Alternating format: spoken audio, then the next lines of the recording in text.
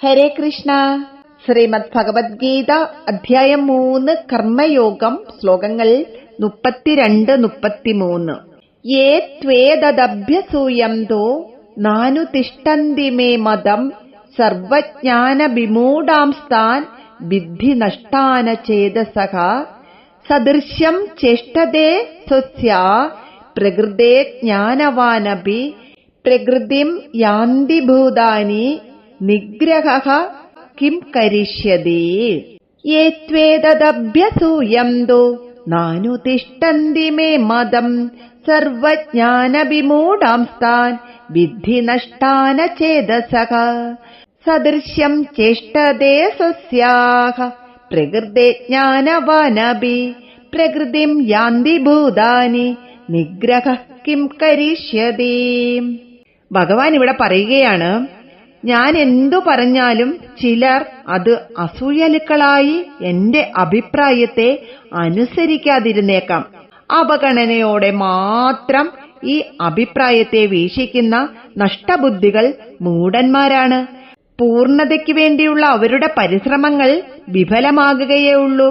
ഭൗതിക ലോകത്തിലെ ഉപഭോഗ സംസ്കാരത്തിന് വിധേയരായി ഇന്ദ്രിയസുഖം മാത്രമാണ് പരമസത്യമെന്ന് കരുതുന്ന ചിലർ എന്റെ അഭിപ്രായത്തെ അവജ്ഞാപൂർവം വീക്ഷിച്ചേക്കാം.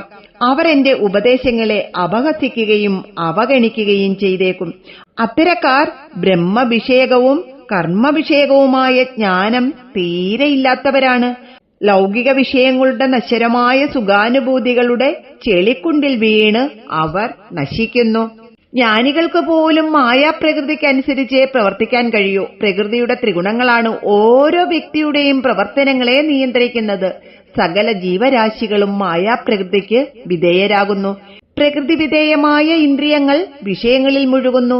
പല സന്ദർഭങ്ങളിലും പ്രശസ്തരായ ജ്ഞാനികൾ ഇന്ദ്രിയങ്ങളുടെ വിഷയമോഹത്തിന് അധീനരായതായി പുരാണങ്ങൾ പറയുന്നു.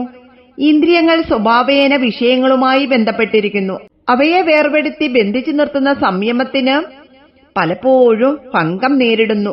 എങ്കിലും ഇന്ദ്രിയങ്ങളെ തന്നിഷ്ടം പോലെ പ്രവർത്തിക്കാൻ അനുവദിച്ചാൽ അതിന്റെ ഫലം ഭയാനകമാകും.